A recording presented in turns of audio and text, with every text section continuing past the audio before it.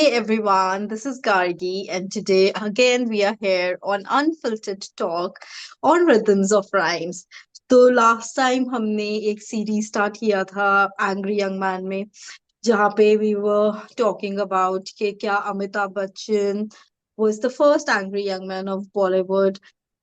So we did start that conversation with Raj Kapoor's movie Awara. Uh, तो क्योंकि Raj Kapoor I think हमें लगा कि he is the first star that we can actually, अगर हम बॉलीवुड में देखें तो हम जिनको इस कैटेगरी में लेके आ सकते हैं एंड्री यंग मैन के. So we are just exploring his movies. तो जो उनकी फर्स्ट मूवी हमने एक्सप्लोर करी थी वो अवारा थी. And today there is another movie, Raj Kapoor की एक और मूवी के साथ हम आज यहाँ पे आए हैं टू टॉक अबाउट इट. उस मूवी का नाम है जागते रहो, which was released in 1956. So it's an amazing movie. मतलब ऑब्वियसली मैंने खुद ये मूवी फर्स्ट टाइम अभी देखी है, कुछ एक एक हफ्ते पहले आई थिंक देखी थी मैंने फर्स्ट टाइम. एक हफ्ते पहले या 2 हफ्ते पहले देखी थी first time. And this movie is very differently made. I mean, Raj Kapoor has played the protagonist, but we anyway. Sorry, I just straight away went ahead with the movie. Let me just introduce the main person who will be talking about this movie. Tajinder is with us. Hi, Tajinder. Sorry, I completely got carried away with Jaagte Raho and Raj Kapoor's aura in that movie, which is so amazing.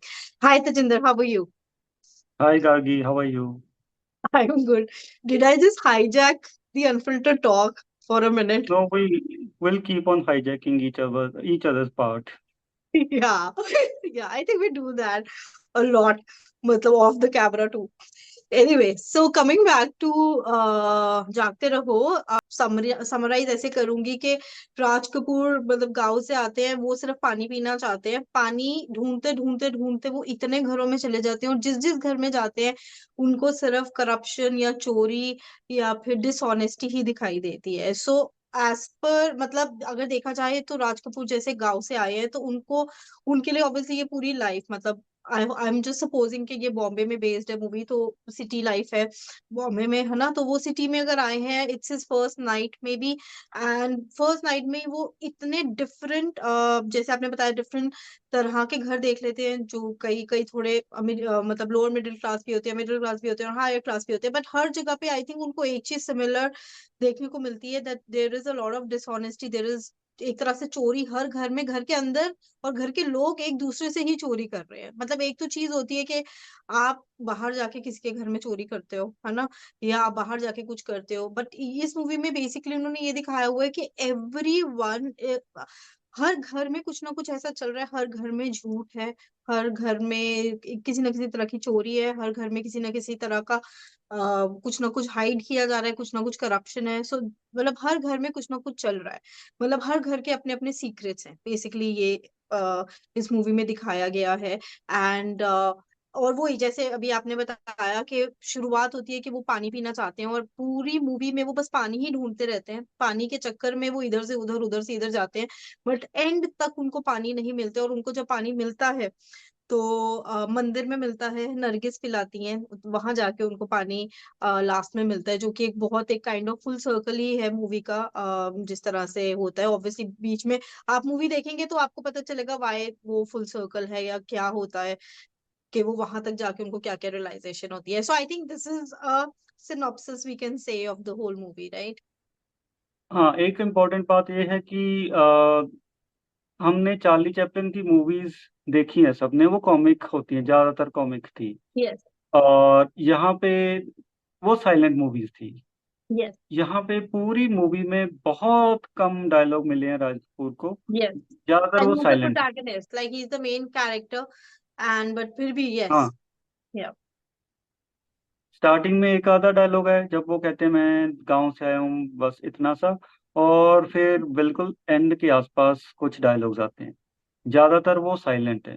और अगर आज की terms में हमने समझना हो तो एक तरीके से वो सीसीटीवी कैमरा प्लस ड्रोन दोनों का मिक्सचर है, कि वो ऐसे ऐसे जगह पे जाके हमें दिखा रहा है कि क्या हो रहा है सोसाइटी में, जो कि वैसे पॉसिबल नहीं है। दरवाजों के पीछे, पर्दे के पीछे जो कुछ हो रहा है वो सारा कुछ हमें दिखा रहा है। और एक मोमेंट आता है कि सारे उसके पीछे पड़ जाते हैं, और जो पता चल जाता है कि वो है, उसको भगाते भगाते, हाउंड करते करते, बिल्कुल उसको, हाउंड वर्ड इंपॉर्टेंट है क्योंकि वो खुद भी ये वर्ड यूज करता है, उसके पीछे पीछे चले जाते हैं, और वो छत पे है, और छत के ऊपर कोई तरीका नहीं है। और उस टाइम पे ये हो रहा है कि मॉब उसके पीछे है, जो क्रिमिनल है खासकर, जो पैसे छापने वाला है, उसका इसको पता चल गया कि वो पैसे छापता है, वो अपने बंदे भेज देता है इसको मारने के लिए, हम्म। पिस्तौल दे के ही, जान से मारने के लिए। और ये टंकी के ऊपर चढ़ के एक स्पीच देता है, और या। वो स्पीच बिल्कुल एक आउटबर्स्ट है, एंग्री हम्म। आउटबर्स्ट है इसका। और वो उसमें कहता क्या है कि आप लोगों के साथ, मैं पहली बार आया हूँ, किसान का बेटा हूँ, और आप लोगों से, आप मुझे क्या शिक्षा देना चाहते हो कि जहाँ पे मुझे चोर कह रहे हो, मैं सिर्फ पानी, अपनी प्यास बुझाने आया था, और जहाँ पे मैंने इज्जत आबरू के चोर देखे हैं, हर घर में लुटेरे देखे हैं, लोगों का पैसा लूटने वाले, लोगों को ठगने वाले, और एक तरीके से वो जो पूरी सोसाइटी रोटन हो चुकी है, कौम, उसके ऊपर कमेंट्री दे रहा है, अर्बन सोसाइटी जो है। और वो ये कहता है कि चोर, उसमें मुझे इतना समझ आ गया कि चोर बने बिना कोई बड़ा आदमी यहाँ बन नहीं सकता। और यही कहता है कि फिर वो गुस्से में कहता है कि मैं चोर बनूंगा, डाकू बनूंगा, और पैसे कमाकर तुम्हारी मुंडी के ऊपर पैर रखूंगा, तुम्हारी गर्दन के ऊपर पैर रखूंगा, तुम यही चाहते हो तो फिर मैं यही करूंगा, क्योंकि बिल्कुल कॉर्नर्ड है। और कहता है कि मुझे ऐसे ट्रीट किया जा रहा है जैसे मैं कुत्ते का पिल्ला हूँ, इसीलिए मैं वर्ड हाउंडिंग यूज कर रहा हूँ, कि वो उसको बिल्कुल हाउंड करके लेके जा रहे थे। और या। वो जो एंग्री आउटबर्स्ट है, वो एक एंग्री यंग मैन का इसलिए भी है क्योंकि वो अलग तरीके से एक एंग्री यंग मैन है। ये एक जो रूरल इंडिया है, जो उसका जो मॉरल फैब्रिक अभी तक कुछ ना कुछ एग्जिस्ट कर रहा है, वो सिटी में पूरी तरीके से करप्ट हो चुका है। ये कॉमन मैन, जो हमें लगता है कि आज 2024 में भी हमें यही लगता है कि आम आदमी, मतलब जिसके घर में कुछ बेसिक एमिनिटीज हैं, जो अपने आप को मिडिल क्लासों को और मिडिल क्लास मानते हैं, कि वही आम आदमी है, जो कि 20-25 करोड़ ही है इंडिया में, और 10,000 के आसपास है जो वो एलीट है। बाकी सारी पॉपुलेशन को हम काउंट ही नहीं करते। और जो शहर में रहने वाले हैं, उनकी रोटननेस इसने दिखा दी है, टॉप से लेके बॉटम तक एक ही जैसी है। जिसको जितना मौका मिल रहा है वो उतना ही करप्शन कर रहा है, चाहे वो मॉरल लेवल पे हो, अपने घर पे हो, सोसाइटी में, जहां पे भी मौका मिलेगा वो करेगा। एक ड्रम के लिए भी लड़ाई हो रही है वहां पे। हम्म। तो उस हिसाब से हमें देखा जाए तो एक जो एंग्री आउटबर्स्ट है, उस पूरे सिस्टम, उस पूरी स्ट्रक्चर के खिलाफ है, जो कि सिटी लाइफ बन गई है। और एंग्री के साथ साथ जब हम सुनेंगे उसको, अगर आप देखो, उसकी रील भी है, और बिल्कुल लास्ट वाले सीक्वेंस में है, 10-20 मिनट्स में, उसमें एक शौक का भी एलिमेंट दिखता है हमें, सिर्फ गुस्सा नहीं है, वो हैरान भी है और गुस्से में भी है। हम्म। जो वो इमेज लेके आया होगा एक शहर की, जो चमचमाती रोशनियां उसको हम्म। दिखी होंगी जब वो पहुंचा था For शहर में, जब for a सेंट्रल good करता life, होगा। I mean, yeah, for a good हाँ, life. Yeah. जो नियॉन लाइट्स चमचमाती हैं रात के अंधेरे में, हम्म। वहां पे उसको एक जो सिटी है जो कभी सोती नहीं, जहाँ सपनों का शहर है मुंबई, वहां पे आके पहली रात में उसके सारे सपने टूट गए। हम्म। और वो एक बेटर फ्यूचर का सपना लेके आया था, पर वो इनसाइडर आउटसाइडर, एक वर्कर आया है। आज भी हम वो देख सकते हैं स्ट्रगल लोगों का, कि जो Immigrants. North, Bihar Yeah. से, यूपी से, झारखंड से लोग आते हैं, पंजाब में आते हैं, नॉर्थन स्टेट्स में आते हैं, उनको कैसे ट्रीट किया जाता है।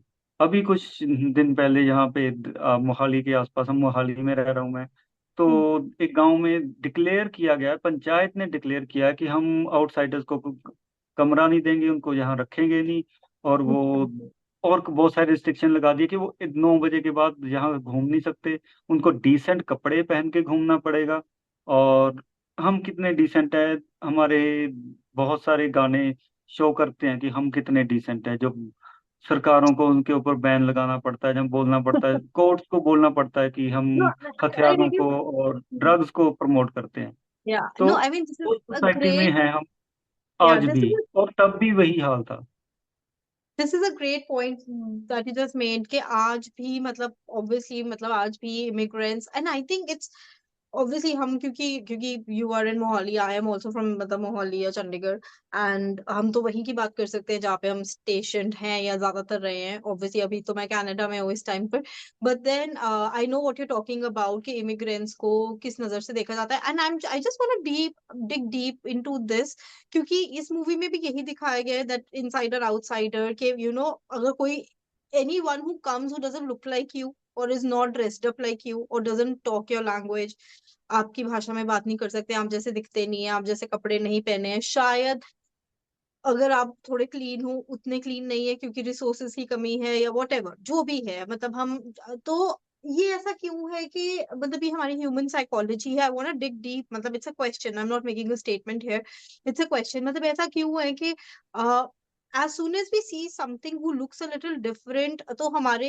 जो इमेज आती है वो यही आती है कि ये कुछ नेगेटिव ही होगा। मतलब कुछ डिफरेंट पॉजिटिव भी हो सकता है। if someone different comes to you or comes to your life, it could also be that that person could be better than what you are, ये भी तो हो सकता है ना। there should be a there should always be a 50-50% chance when you don't know a person, है ना। अब जब तक आपको पता ही नहीं है दूसरा तो the probability is 50% कि अच्छा भी हो सकता है बुरा भी हो सकता है, ठीक है ना। तो बट हमारे as a human I am asking ऐसा क्यों होता है when till the time it's a stranger, till the time हमें नहीं मालूम है, it's a new face, it's a new personality altogether that we are trying to deal with, why do we always like हम negatively ही क्यों सोचते हैं। And I think this is what was depicted in this movie, and this is what you were just talking about के immigrants in North India or in Punjab, how they are treated. हाँ, तो ज्यादातर हम अपनी discussions में academic terms को हम use नहीं करते। तो अगर सिंप्लीफाई मैं करूँ उस टर्म को कि कई बार वो मीडिया में भी यूज होता है, it is between us and them. तो जो अदर साइड है वो हम अदर क्रिएट करते हैं, कोई अलग दूसरा। तो जो हमारे जैसा नहीं दिखता वो हमसे अलग है, वो दूसरा है, वो कुछ और है।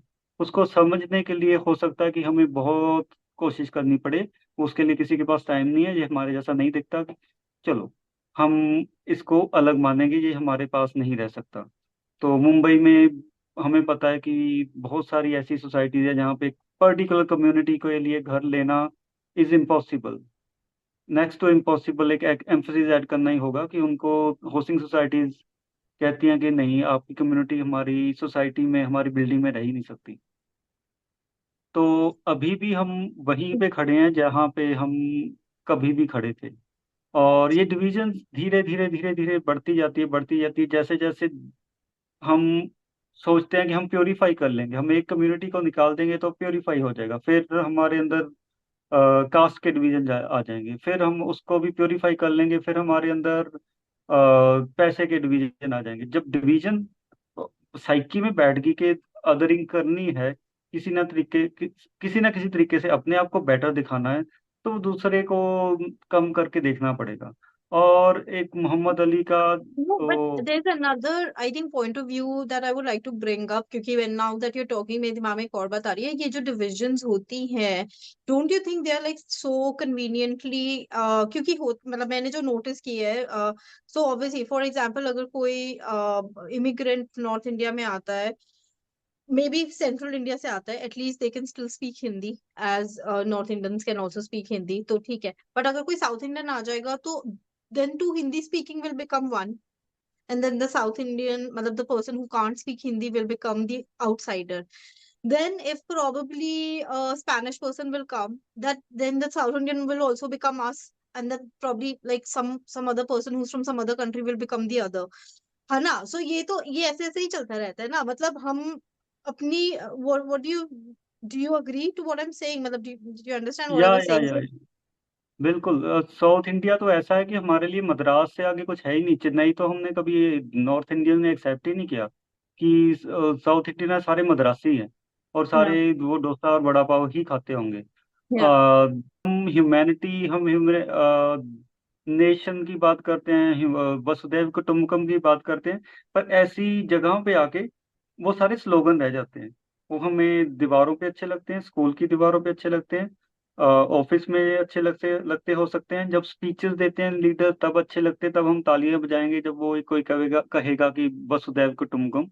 वैसे हम सेक्टेरियन डिविजन्स हैं, वो बाल्कनाइजेशन जिसको बोलते हैं, कि रशिया की जो आसपास के देश हैं, eastern European Hmm. Balkan states हैं, वो बिल्कुल छोटे छोटे लेवल पे डिवाइड होते गए। एक लैंग्वेज भी बोलते हैं अगर रशियन, वो तो उसमें भी अलग अलग अलग अलग छोटी छोटी क्लैंस, छोटी छोटी कास्ट, उस लेवल पे डिवीजन उस एरिया की हुई है, बहुत लंबे टाइम तक रही है यूरोप में।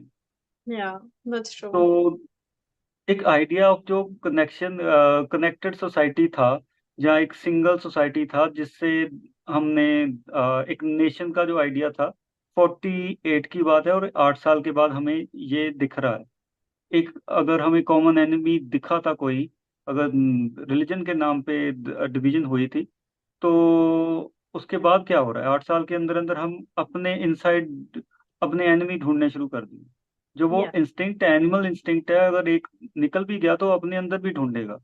Hmm. अगर कोई लकड़ बग्गे इकट्ठे होके किसी शेर पे अटैक कर देते हैं, जहाँ Hmm. किसी और छोटे जानवर पे Hmm. अटैक कर देते हैं, उसके बाद वो अपने आपस में भी लड़ना शुरू कर देंगे। अगर Yeah. शिकार कर देते हैं तो वो शिकार का खाना किसने है उसके लिए भी लड़ाई होगी उनकी, Yeah. रिसोर्सेज के लिए लड़ाई होगी। वो क्यों नो, हो रही है? क्योंकि जैसे इस मूवी में दिखाया गया कि वो जो ड्रम होता है, मतलब they both belong to the same, वो एक ही तरह की सोसाइटी में रहते हैं, वो जो दो फैमिलीज ड्रम के लिए लड़ती हैं, वो एक ही सोसाइटी में रहती है, इनफैक्ट आमने सामने रहते हैं, तो मोस्टली उनकी फाइनेंशियल स्टेटस भी सेम होगा, मॉरल मतलब हर हर स्टेटस सेम ही होगा।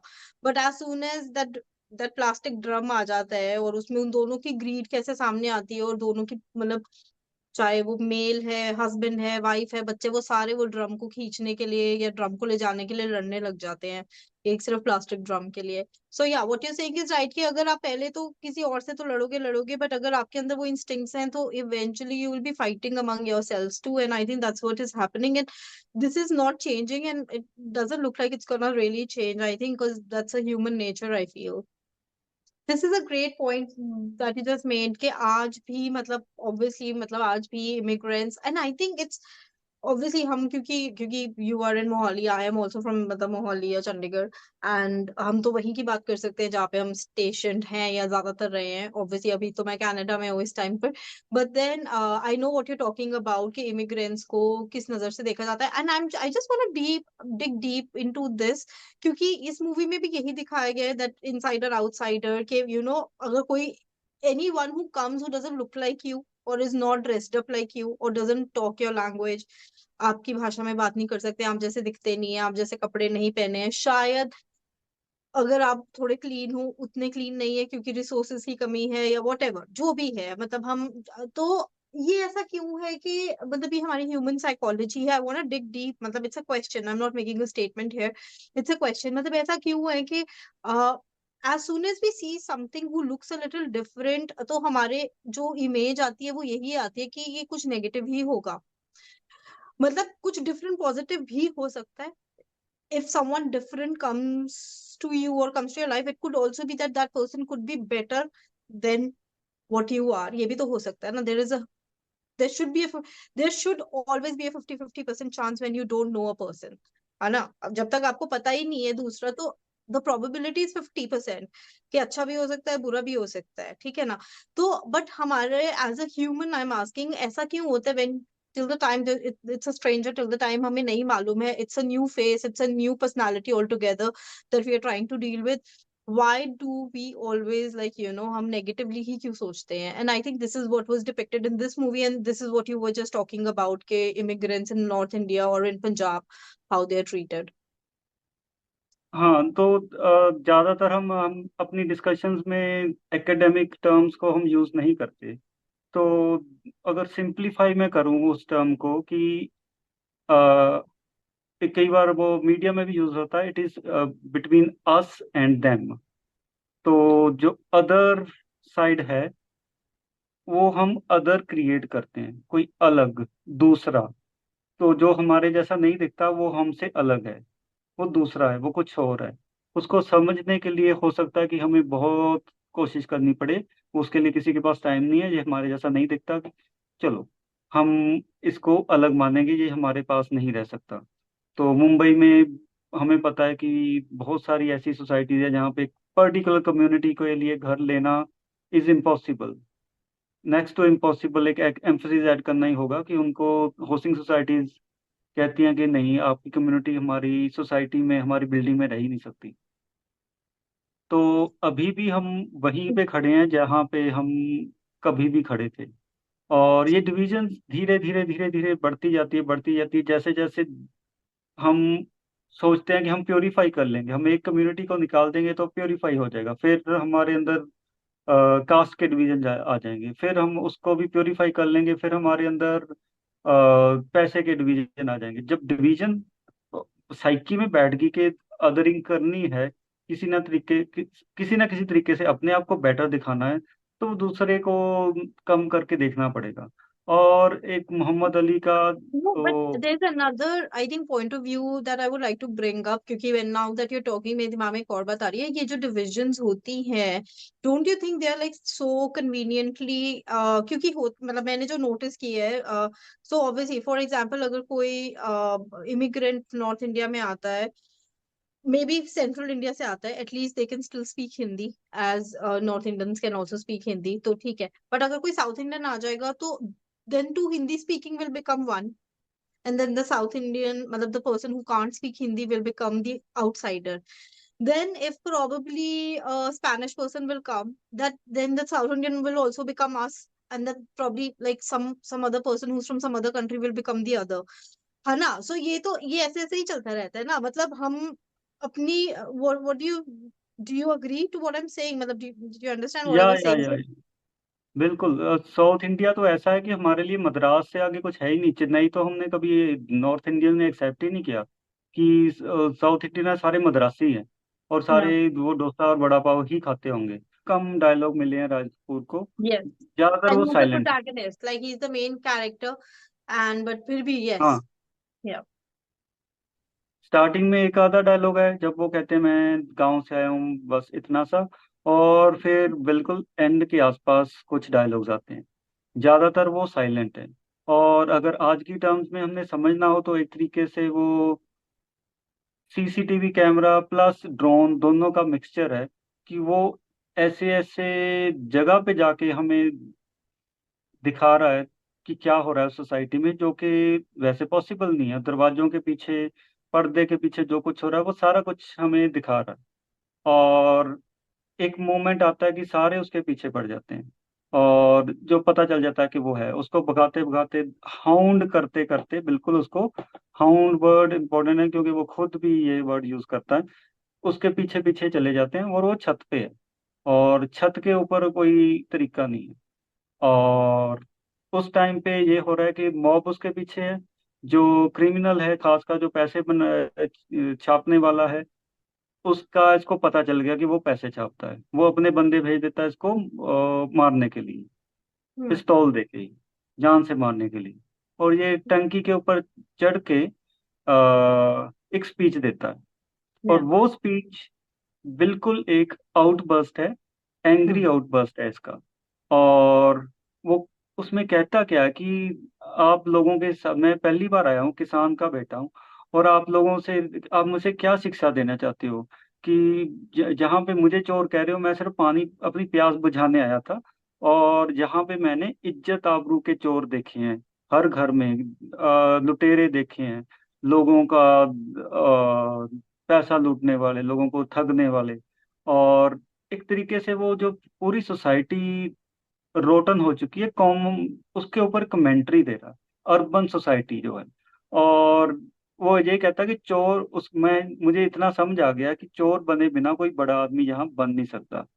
और यही कहता है कि फिर वो गुस्से में कहता है कि मैं चोर बनूंगा, डाकू बनूंगा, और पैसे कमाकर तुम्हारी मुंडी के ऊपर पैर रखूंगा, तुम्हारी गर्दन के ऊपर पैर रखूंगा। तुम यही चाहते हो तो फिर मैं यही करूंगा। क्योंकि बिल्कुल कॉर्नर्ड है, और कहता है कि मुझे ऐसे ट्रीट किया जा रहा है जैसे मैं कुत्ते का पिल्ला हूँ। इसीलिए मैं वर्ड हाउंडिंग यूज कर रहा हूँ कि वो उसको बिल्कुल हाउंड करके लेके जा रहे थे। और या वो जो एंग्री आउटबर्स्ट है, वो एक एंग्री यंग मैन का इसलिए भी है क्योंकि वो अलग तरीके से एक एंग्री यंग मैन है। ये एक जो रूरल इंडिया है, जो उसका जो मॉरल फैब्रिक अभी तक कुछ ना कुछ एग्जिस्ट कर रहा है, वो सिटी में पूरी तरीके से करप्ट हो चुका है। ये कॉमन मैन जो हमें लगता है कि आज 2024 में भी हमें यही लगता है कि आम आदमी मतलब जिसके घर में कुछ बेसिक एमिनिटीज हैं, जो अपने आप को मिडिल क्लास हो और मिडिल क्लास मानते हैं कि वही आम आदमी है, जो कि 20-25 करोड़ ही है इंडिया में, और 10,000 के आसपास है जो वो एलीट है। बाकी सारी पॉपुलेशन को हम काउंट ही नहीं करते। और जो शहर में रहने वाले हैं, उनकी रोटननेस इसने दिखा दी है। टॉप से लेके बॉटम तक एक ही जैसी है, जिसको जितना मौका मिल रहा है वो उतना ही करप्शन कर रहा है, चाहे वो मॉरल लेवल पे हो, अपने घर पे हो, सोसाइटी में, जहां पे भी मौका मिलेगा वो करेगा। एक ड्रम के लिए भी लड़ाई हो रही है वहां पे। हम्म तो उस हिसाब से हमें देखा जाए तो एक जो एंग्री आउटबर्स्ट है उस पूरे सिस्टम, उस पूरी स्ट्रक्चर के खिलाफ है जो कि सिटी लाइफ बन गई है। और एक सीन आता है कि जो इफ्तिखार है, पहले तो वो त्योहारों के टाइम पे चंदा इकट्ठा करने वाले यंग लोगों का लीडर था। पर वो ग्रेजुअली वो रेजिमेंटेशन हो जाती है, उनमें सारे हम्म जितने भी जवान लोग हैं सारे इकट्ठे होके परेड करने लग जाते हैं। उनके पास ड्रम भी आ जाता है, और एरियाज बांट दिए जाते हैं। और जो राम बाबू होते हैं वो प्राइज डिक्लेयर कर देते हैं कि 2 तोला सोना दिया जाएगा जो उसको पकड़ेगा। तो जब बाउंटी हो गई डिक्लेयर, तो अमीर लोगों के घर पे वो नहीं हो रहा तलाशी, डॉक्टर के घर में करने की कोशिश करते हैं, वो भी किसी ना किसी तरीके से रोक देते हैं। पर गरीबों के घर में, जो कि उसके अपने सेक्शन के लोग हैं, वहां पे कोई बाउंड्री ही नहीं रह जाती, किसी की कोई प्राइवेसी नहीं रह जाती। लोग रात का टाइम है तो पूरा हम्म सामान गिरा रहे हैं और पूरे घरों के अंदर अंदर जा रहे हैं। पर ये हम्म लोग उनको तलाशी नहीं लेने देते। इस तरीके से हम देखते हैं कि वो सोसाइटी में जो रेवोल्यूशन लाने का काम होना चाहिए था यंग लोगों का, वो एक तरीके से उसका पैरडी ही कर रहे हैं, उसका बिल्कुल उल्टा ही कर रहे हैं। सिचुएशन कॉमिक के साथ साथ फार्सिकल भी बन रही है। एक या तरीके का मजाक उड़ रहा है उस यूथ पावर का, जो पॉजिटिव चीजों में यूज हो सकती थी वो नहीं हो रही। हम ह्यूमैनिटी नेशन की बात करते हैं, वसुधैव कुटुंबकम की बात करते हैं, पर ऐसी जगहों पे आके वो सारे स्लोगन रह जाते हैं। वो हमें दीवारों पे अच्छे लगते हैं, स्कूल की दीवारों पे अच्छे लगते हैं, ऑफिस में अच्छे लगते लगते हो सकते हैं, जब स्पीचेस देते हैं लीडर तब अच्छे लगते हैं, तब हम तालियां बजाएंगे जब वो कोई कहेगा कहेगा कि वसुधैव कुटुंबकम। वैसे हम सेक्टेरियन डिविजन्स हैं, वो बाल्कनाइजेशन जिसको बोलते हैं, कि रशिया की जो आसपास के देश हैं, ईस्टर्न यूरोपियन हम्म बाल्कन स्टेट्स हैं, वो बिल्कुल छोटे छोटे लेवल पे डिवाइड होते गए। एक लैंग्वेज भी बोलते हैं अगर रशियन, वो तो उसमें भी अलग अलग छोटी छोटी क्लैंस, छोटी छोटी कास्ट, उस लेवल पे डिवीजन उस एरिया की हुई है, बहुत लंबे टाइम तक रही है यूरोप में। या दैट्स ट्रू तो एक आइडिया ऑफ जो कनेक्टेड सोसाइटी था, जहाँ एक सिंगल सोसाइटी था जिससे हमने एक नेशन का जो आइडिया था, 48 की बात है, और 8 साल के बाद हमें ये दिख रहा है। एक अगर हमें कॉमन एनिमी दिखा था कोई, अगर रिलीजन के नाम पे डिवीजन हुई थी, तो उसके बाद क्या हो रहा है, 8 साल के अंदर अंदर हम अपने इनसाइड अपने एनिमी ढूंढने शुरू कर दिए। जो वो या इंस्टिंक्ट है, एनिमल इंस्टिंक्ट है, अगर एक निकल भी गया तो अपने अंदर भी ढूंढेगा। हम्म अगर कोई लकड़ बग्गे इकट्ठे होके किसी शेर पे अटैक कर देते हैं, जहाँ हम्म किसी और छोटे जानवर पे अटैक हम्म कर देते हैं, उसके बाद वो अपने आपस में भी लड़ना शुरू कर देंगे। अगर या शिकार कर देते हैं तो शिकार का खाना किसने है उसके लिए भी लड़ाई होगी, उनकी या रिसोर्सेज के लिए लड़ाई होगी। वो क्यों नो हो रही है? क्योंकि जैसे इस मूवी में दिखाया गया कि वो जो ड्रम होता है, मतलब they both belong to the same, वो एक ही तरह की सोसाइटी में रहते हैं, वो जो दो फैमिलीज ड्रम के लिए लड़ती हैं, वो एक ही सोसाइटी में रहती है, इनफैक्ट आमने सामने रहते हैं, तो मोस्टली उनकी फाइनेंशियल स्टेटस भी सेम होगा, मॉरल मतलब हर हर स्टेटस सेम ही होगा। But as soon as that plastic drum आ जाता है, और उसमें उन दोनों की ग्रीड कैसे सामने आती है, और दोनों की मतलब चाहे वो मेल है, हस्बैंड है, वाइफ है, बच्चे, वो सारे वो ड्रम को खींचने के लिए या ड्रम को ले जाने के लिए लड़ने लग जाते हैं, एक सिर्फ प्लास्टिक ड्रम के लिए। सो या what you saying is right, कि अगर आप पहले तो किसी और से तो लड़ोगे लड़ोगे, बट अगर आपके अंदर वो इंस्टिंक्ट्स हैं तो eventually you will be fighting among yourselves too, and I think that's what is happening, and this is not changing, and it doesn't look like it's gonna really change, I think, because that's a human nature, I feel. हाँ बिल्कुल, आपने ठीक कहा। और पूरी society में हमें एक कैरेक्टर दिखता है, डेजी ईरानी का, जो कि शायद 3-4 साल की बच्ची है उस टाइम पे। और जब वो स्पीच दे के एकदम उसको रियलाइज होता है कि मेरे सामने इतनी बड़ी मॉब खड़ी है, तो वो जंप करता है और वो पाइप से नीचे आके एक बालकनी में जाता है। वो वहां पे डेजी रानी होती है और वो दरवाजा बंद करने लगता है। वो कहती है कि नहीं, अब तो सवेरा हो गया है, अब तो दरवाजा खोलते हैं सारा। सारी सिंबलिज्म में चली जाती है उस टाइम पे Yes. सारी मूवी। और उसी टाइम पे वो बताती है कि तुम चोर हो तो मेरी चूड़ियां ले लो। वो रोने लगता है कि मैंने तो आज तक जिंदगी में चोरी नहीं की। फिर पुलिस की सायरन बजने शुरू होते हैं। फिर कैमरा ट्रिक प्ले होते हैं कि एक जगह पे वो खड़ा है, पीछे गांधी की पिक्चर है, और उस पिक्चर के बीच में से ऐसे निकलता हुआ दिखता है मॉब उसकी भाग रही है, उसकी तरफ पत्थर मार रही है, पुलिस भाग रही है, और क्रिमिनल्स भी उसके पीछे भाग रहे हैं, सारे उसको मारने के लिए। जो कि शांति वाला देश था गांधी का, उसमें कितना कुछ हो रहा है, कितना वायलेंस फैला हुआ है, और एक सिंगल इंडिविजुअल के खिलाफ। उसके साथ ही, बिल्कुल उसके साथ ही, क्योंकि रात खत्म हो गई है, दिन चढ़ गया है, नरगिस का वो सॉन्ग शुरू होता है आजकल, जिसको वो कैमियो बोलते हैं हम। हम्म। ओल्ड जनरेशन में हम उसको स्पेशल अपीयरेंस बोलते हैं या गेस्ट अपीयरेंस बोलते हैं। उसमें सेकंड लाइन जो आती है, नवयुग चूमे नैन तुहारे। और उसी टाइम पे जब वो राज कपूर का फेस दिखाते हैं, उसके आईज वाली साइड पे माथे पे लाइट की पूरी रोशनी दिखाई जाती है बहुत ज्यादा। वो दरवाजा खोल देती है डेजी, और वो कहता, वो बाहर जाने लगता है, पुलिस देख के फिर पीछे भागता है, कहती तुम डर क्यों रहे हो, तुमने तो कुछ नहीं किया। और एकदम उसका कॉन्फिडेंस इतना बढ़ जाता है ये सुन के कि तुम तो चोर नहीं हो। और Yes. उसके फर्स्ट टाइम फिल्म में हाथ बिल्कुल नीचे होते हैं, और वो हम्म। पूरे आजादी से, फ्रीडम से चलना शुरू कर देता है। और वो बाकी लोग इतने प्रोग्राम्ड हैं, इसके हाथ जुड़े हुए हाथ देख के, डरा हुआ देख के, इसको वो लगता था कि वो अदर है कोई, या दूसरा, या चोर है। जब वो ये हम्म। सीधा चल रहा है, पुलिस उसके सामने से परेड करती करती बिल्कुल ऐसे निकल जाती है, गली के दो हम्म। साइड पे चली जाती है, और ये उनके सामने सीधा निकल जाता है। और पड़ोसी, वो आसपास जो लोग इसके जान के पीछे पड़े होते, कोई इसको पहचानता नहीं है, और वहां से निकल के बाहर तक चला जाता है। जब वो लाइट पड़ती है इसके चेहरे पे, तब 4 फोटो दिखती है हमें गांधी की। वो ज्यादा लाइट में है, पहले वाली फोटो है, पर वो ज्यादा प्रोमिनेंटली दिख रही है, अब और कुछ नहीं दिखता। और जागो जागो जागो बहुत बार बोला जाता है। और देन टैगोर की फोटो दिखती है, विवेकानंद की फोटो दिखती है, और नेहरू की दिखती है। आज हमारी पॉलिटिक्स इतनी डिविसिव हो चुकी है कि इन चारों को, खासकर विवेकानंद को, इन बाकी 3 के साथ देखना बहुत मुश्किल है, इमेजिन करना ही बहुत मुश्किल है। उसके बाद की भी हमें जो पिक्चर्स देखेंगे, किसी भी पिक्चर में देखेंगे, मूवी में देखेंगे, तो एक क्लियर कट डिवीजन है।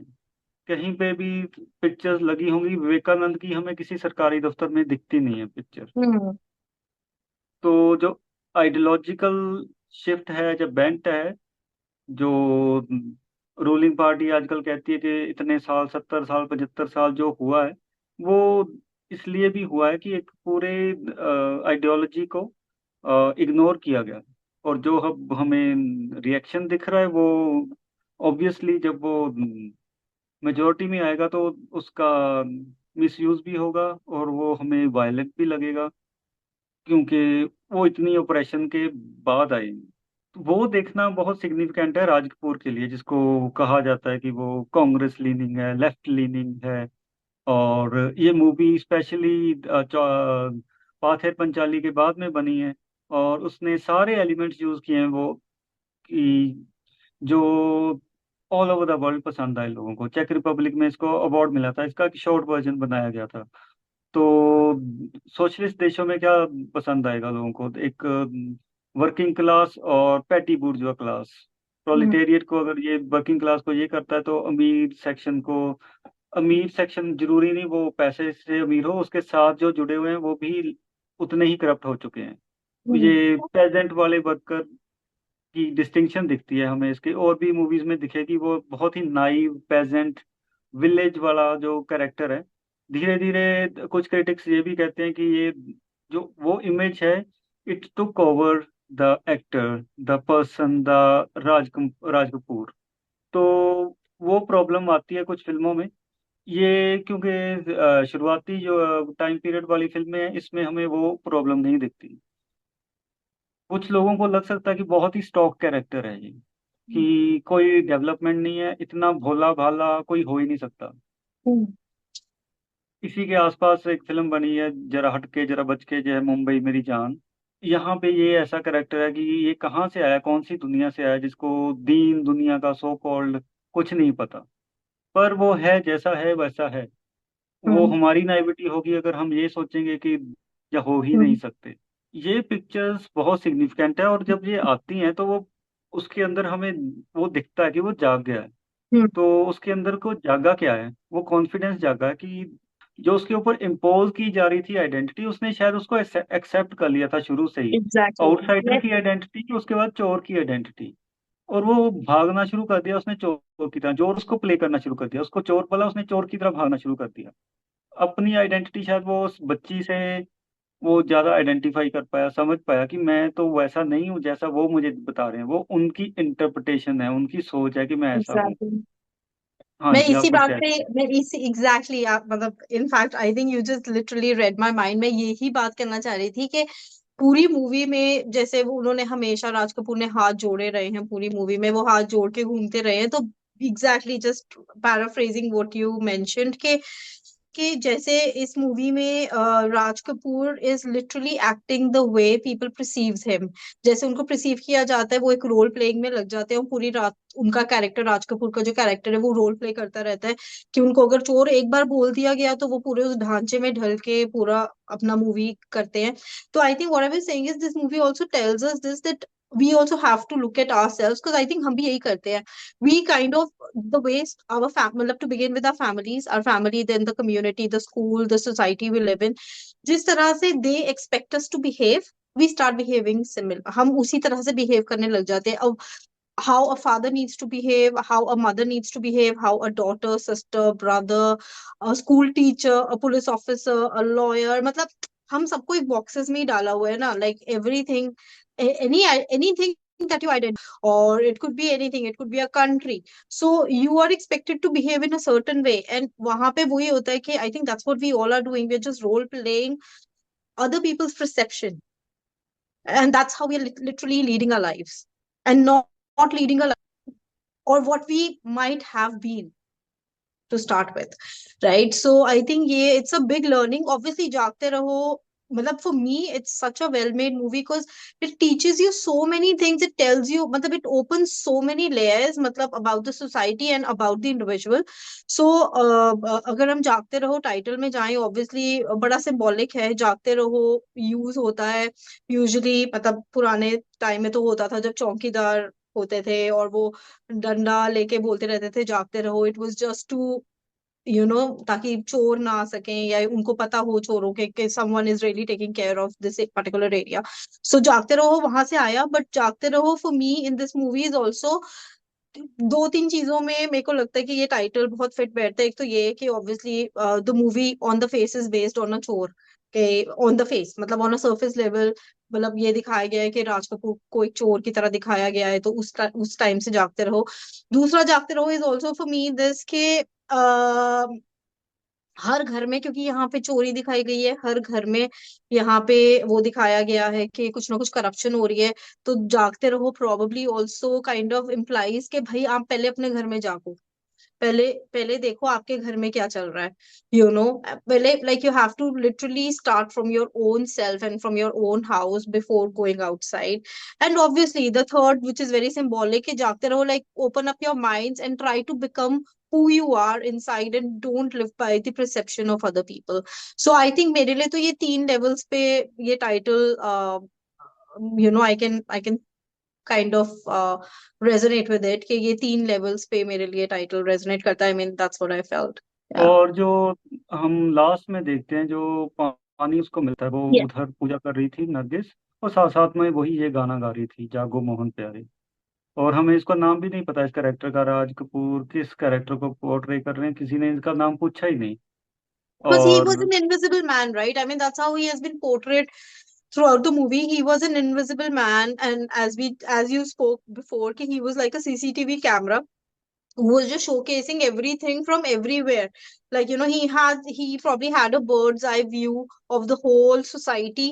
वो हम एक bird's eye view से दिखा रहे थे कि भाई, that's how the whole society works, that's how households work.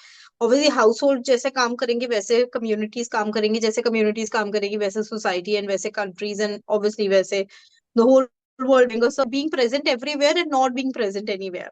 And that's why he could see everything so transparently, क्योंकि किसी को उनकी existence का पता ही नहीं था.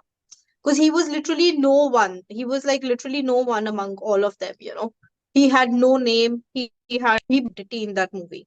So और जो उसको एंडोर्समेंट चाहिए थी, अगर हम इस तरीके से देखें कि एज अ ह्यूमन बीइंग एक एंडोर्समेंट चाहिए थी कि I also exist, I also have hmm, needs, and I also have basic human requirements, तो वो उसको वहाँ नहीं मिल रही।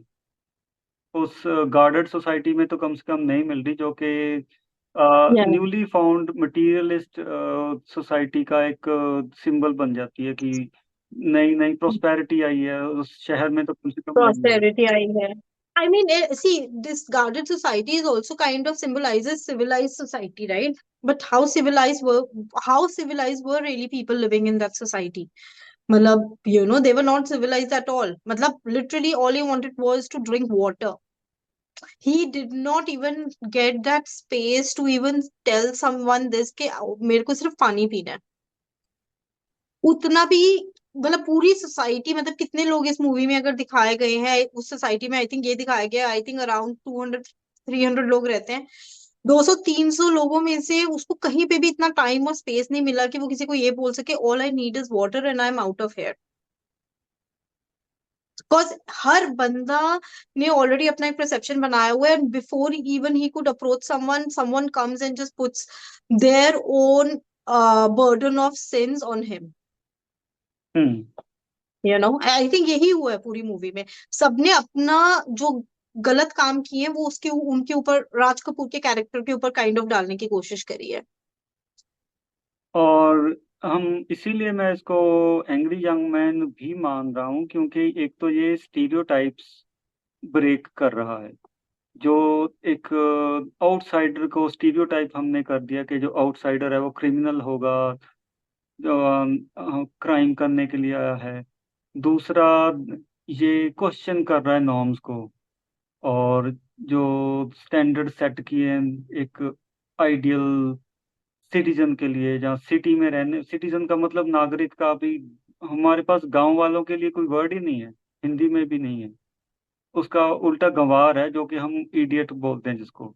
नागरिक नगर में रहने वाला, सिटीजन सिटी में रहने वाला। तो वो जो डिवीजन है वो हमें साफ दिख रही है कि जो अगर तुम सिटी में नहीं हो, सिटी ड्वेलर नहीं हो, यहाँ तुम्हारी कोई आइडेंटिटी नहीं है, तो यू डू नॉट एग्जिस्ट। हम्म. वो उस नेशन के लिए भी जिसने सेलिब्रेट किया था अखबारों, ये सबसे ज्यादा बेनिफिट उस सिस्टम के उठाते हैं, सरकारी नौकरियां करते हैं, जहाँ प्राइवेट भी करते हैं, तो वो सारा कुछ वही करते हैं। So जो what do किसान you था वो think? किसान खेती कर रहा है। What do you think, Tajinder? Do you still feel कि अभी भी हम वहीं पे हैं? अभी भी जो लोग मतलब रूरल इंडिया में रहते हैं या गांव में रहते हैं, how much do you think they have really gained a voice as such? Do you think like social voice media or telecommunication or technology has helped them somehow to have a voice, or it's still the same? तो हमें young generation को देख के पता चल ही जाता है कि अगर टेलीकम्युनिकेशन बड़ी है तो उससे क्या हुआ है। उससे सोशल मीडिया के ऊपर शोर ही मचा है। कोई रेलेवेंट, कोई मीनिंगफुल डिस्कशन पॉसिबल ही नहीं है इस टाइम पे, जिसको हम पोस्ट ट्रुथ एरा कहते हैं। और थ्योरी में, पॉलिटिक्स में, कि ट्रुथ अब कंस्ट्रक्ट किया जाता है। जैसे इसकी आइडेंटिटी लोगों ने कंस्ट्रक्ट कर दी इसकी आउटलुक को देख के, किसी ने इससे बात नहीं की। वैसे ही अलग अलग ट्रुथ के अलग अलग वर्जन्स क्रिएट किए जाते हैं। और लगभग उसी का ये भी एक विक्टिम है कि एक ट्रुथ क्रिएट कर लिया उन्होंने कि जो यहाँ के नहीं हैं वो बाहरी हैं, जो बाहर के हैं वो क्रिमिनल ही होंगे। तो उनको हमने कैसे डील करना है। जो सबसे बॉटम में था चौकीदार, जो सबसे पहले उसको मिला। चौकीदार एक दूसरे को बोलते हैं जागते रहो, जो लोगों को नहीं जगाते। ये एक दूसरे से के कम्युनिकेट करने का तरीका है। तो जो बिल्कुल बॉटम में है सिस्टम के, वो इसको कहता है कि तू यहाँ क्या कर रहा है अगर तेरा घर यहाँ नहीं है। वो Hmm. पूरे ऊपर जो बॉटम अप अगर ऊपर जाके देखें, सबकी वो मेंटेलिटी है। वो बस Yes. उसको Represent कर आर्टिकुलेट रहे नहीं कर रहे। हैं। हाँ। वो उसको आर्टिकुलेट नहीं कर रहे, ये आर्टिकुलेट करके सीधा बता रहा है हम्म। ब्लेटेंटली, या हिंदी में बोलूँ तो बेशर्मी के इनोसेंटली साथ। भी हो सकता है, इनोसेंटली भी, क्योंकि he obviously doesn't hold a lot of power as such in the society, जो सबसे नीचे है। हाँ, पर चौकीदार के पास जब वो ड्यूटी कर रहा है, उसके पास डंडा है, उसके पास सीटी हम्म। है। और हम्म। वो चौकीदार के बाद दूसरी साइड में जो हायरार्की स्टार्ट होती है, उसके बाद पुलिस आएगी। हम्म। तो उसका स्टेटमेंट माना जाएगा कि जो वो हम्म। स्टेटमेंट देगा वो सबसे पहला विटनेस होगा, क्रेडिबल विटनेस होगा उनके लिए। क्योंकि हम्म। वो एक इंडिपेंडेंट विटनेस होगा किसी भी हम्म। क्राइम के लिए। हम्म। तो एक तरीके से वो चाहे सोसाइटी वाले उसको पे करेंगे, चाहे वो मोहल्ले वाले पे करेंगे, पर वो उस सिस्टम का जो पुलिसिंग एक लेवल पे ये यूथ भी कर रही थी इस फिल्म में, उसके साथ भी चौकीदार पूरे घूमते रहते हैं। हम्म। तो उस सीन में तो जब वो टोपी लगा के चेक वगैरह के जैसे इफ्तिकार घूम रहा है, तो वो तो सारे कपड़े भी उन्होंने लगभग वैसे ही पहन लिए थे जो उसके हम्म। साथ यार। तो एक तरीके से वो विजिलांटेइज्म हमें ज्यादा दिख रहा है इस फिल्म में, हम्म। जो पूरी सोसाइटी मिलके कर रही है। कि एक उनको एक मिल गया आउटसाइडर, उसको हमने हाउंड करना है, मारना है, पीटना है, जान तक लेने के लिए उसके तैयार हो गए हैं सारे। तो विजिलांटेइज्म कभी भी सैनिटी के आसपास कभी भी नहीं हो सकता। भीड़ कभी भी, ये किसी फिलोसफर ने कहा है कि भीड़ कभी भी समझदार नहीं हो सकती। Oh yes. And I और think भीड़, another point that और एक slightly बात I मैं would. और कहना चाहूंगा गार्गी, एक बात और इसका साथ में ही वो लाइन है इसके साथ कि जो भीड़ के आगे समझदार होना सबसे बड़ी बेवकूफी है। Yes. और उसके लिए बहुत ज्यादा करेज चाहिए, पागलपन चाहिए, कन्विक्शन चाहिए। एक मोमेंट के लिए इसमें आती है जब वो स्पीच देता है। उसके सामने इतने लोग खड़े हैं, इसके हाथ में सिर्फ डंडा है, उनके हाथ में भी लाठियां हैं, पर इसका इतना रेज देख के वो भी कुछ पल के लिए रुक जाते हैं। They are stunned. तो वो एक मोमेंट है जो इसको बिल्कुल इसके अंदर से निकला है। जब वो किसी जानवर को भी आप किनारे में कर लोगे तो वो भी आपको पंजा मारेगा। तो Mm. लगभग उसमें आया। और वो एंगर बाद में एक पॉजिटिव डायरेक्शन में ये डायरेक्ट कर लेता Yes. है। एक Yeah. वो वाला। That's hmm. Yeah, that was the point when we started with angry ke जागते रहो में Raj Kapoor, did he actually depict being an angry man? And obviously हमारा पहले जब discussion हुआ था, you said that you think that he's an angry man. मुझे लगता है कि he is not really an angry man in this particular movie, क्योंकि मुझे लगता है he obviously एक तो throughout the movie he's been someone which is opposite to an angry man, like who's always been matlab kind of suppressed by the society and all of that. That's the role he has played. And when जब वो speech आती है, definitely उस speech में मतलब काफी कुछ ऐसा दिखाई देता है, he has lot of rage inside him, he has lot of anger inside him, but वो मुझे एक बहुत छोटा outburst लगता है। और क्योंकि वो स्पीच जैसी खत्म होती है उसके बाद जो ऐसे मूवी फॉलो अप होती है, it only shows that he understands, he kind of remembers who he was, and probably he was not an angry man. He kind of goes back to him being himself, yes, with a little wisdom that he must have gotten in that one night. Yes, मतलब वो experience तो उससे कोई वापस नहीं ले सकता, and I'm sure, I mean, that character would use that experience in future. But मुझे लगता है कि वो angry young man में तो ये होता है ना कि you like always like kind of pushing back. I don't think उनका जो कैरेक्टर है वो स्पीच के बाद पुश बैक करता है किसी को भी, वो अपने आप को वो it's more like accepting himself and moving ahead and not really pushing back the society. राज कपूर की हमने जो पिछली भी मूवी की थी, आवारा भी और ये भी, दोनों में कॉमन ये है कि एक एक तो नरगिस कॉमन है, और नरगिस का रोल भी कॉमन है। Yes. उसमें एक रिडेम्पशन का एलिमेंट भी है। उसमें वो क्रिमिनल है, तो वो रिडीम होने में उसकी हेल्प करती है, चाहे वो उसको उस जेल में से निकलना ही पड़ेगा, वो रियलाइज कर लेता है कि उसको मारना ही पड़ेगा उसको, जो रावण को पोर्ट्रे कर रहे थे के एन सिंह। तो Hmm. यहाँ पे भी एक रिडेम्पशन है। ये वो गन उठा के घूमने वाला और विलन को मारने वाला एंग्री यंग मैन नहीं है, जो कि बॉलीवुड ने हमारे सामने पोर्ट्रे किया है Yeah. 73 के बाद। Right. जो 50s में जो मूवमेंट चल रही थी, लिटरेचर में भी जो मूवमेंट चल रही थी, वो जो एंगर है वो सोसाइटल नॉर्म्स के खिलाफ है। यहाँ पे आप आइडेंटिफाई नहीं कर सकते कि ये विलन है, और इसको अगर मार दिया तो ज्यादातर वो मूवीज में क्या हो रहा था, अमिताभ बच्चन की और बाकी मूवीज में भी एंड दी एंड नहीं लिखते थे, दे Hmm. Lived happily ever Happily after. ever after. जैसे कि Yeah. एक कैरेक्टर था, वो खत्म हो गया, सारा शांति होगी, सारी सोसाइटी ठीक होगी। तो वो जब इविल कहीं और है, बाहर नहीं है, वो अंदर है, उसकी Hmm. लड़ाई उसके साथ है, इसकी लड़ाई भी उसी के साथ है। जो जो बोल रहा है उनको कन्फ्रंट कर रहा है, कि उनको कन्फ्रंट करा रहा है उनके इविल के साथ, इसके Hmm. अंदर तो नहीं है। Hmm. और स्पिरिचुअल लेवल पे भी बहुत हमें राजकपूर की मूवीज में दिखेगा, वहां पे भी स्पिरिचुअलिटी उसकी हेल्प करने के लिए आती है। तो Hmm. यहाँ पे भी स्पिरिचुअल लेवल पे ही वो भजन गाया जाता है, मंदिर में जाता है। तो एक रिडेम्पशन उस साइड से, उस एंगल से भी मिलेगी, कि सिर्फ ये डंडा उठा के लड़ने से नहीं मिलेगा। स्पिरिचुअली भी आपको एक सैनिटी मिलेगी, अगर स्पिरिचुअल लाइफ आप लीड कर रहे हैं। क्योंकि Yeah. मटेरियलिज्म अगर ये लेके आ रहा है उनको, सबको हम यही कह रहे हैं कि वो मटेरियलिस्टिक हैं सारे, Hmm. तो उसको उसका एंटोनिम, उसका ऑपोजिट क्या होगा?